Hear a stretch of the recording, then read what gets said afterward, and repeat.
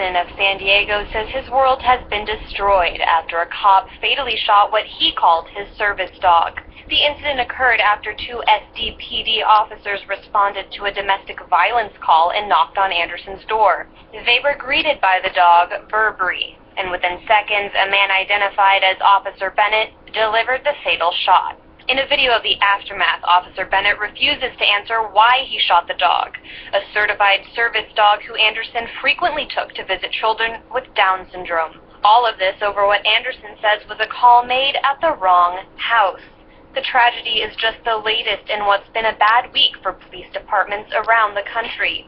Also in California this week, the San Francisco Police Department has come under fire for racist and homophobic texts it was revealed were sent between officers. The texts were brought to light during a case involving the investigation of a former SFPD officer for corruption charges.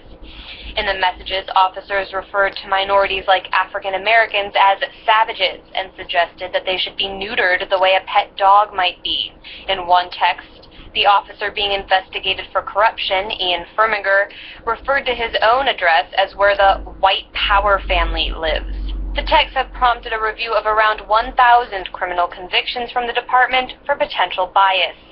Of course, these cases are only two examples of police misconduct garnering attention in recent months, prompting a nationwide discussion on the need to reform police departments. According to the Violent Crime Control and Law Enforcement Act, the Department of Justice has the authority to investigate individual law enforcement agencies for systematic abuses, such as racial profiling, and require that proper changes are implemented. Because when left in the hands of individual departments, action is rarely taken to even punish rogue officers.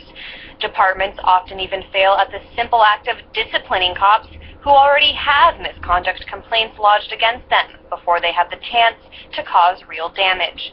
A recent report from Marketplace.org points out that when cases of officers who had an unusually high number of misconduct complaints filed against them were reviewed, quote, as it turned out, a relative handful of officers accounted for almost half of all complaints, and they were almost never disciplined. In the case of the beloved dog Burberry, the SDPD says that they are investigating the incident. Meanwhile, Anderson has filed a petition on Change.org demanding that all SDPD officers are required to take animal behavior training. However, in the chain of command that is law enforcement, it is unlikely huge strides in reform will be made in any case without top-down demands from the Department of Justice. From the DOJ, this is Anya Parampil, RT.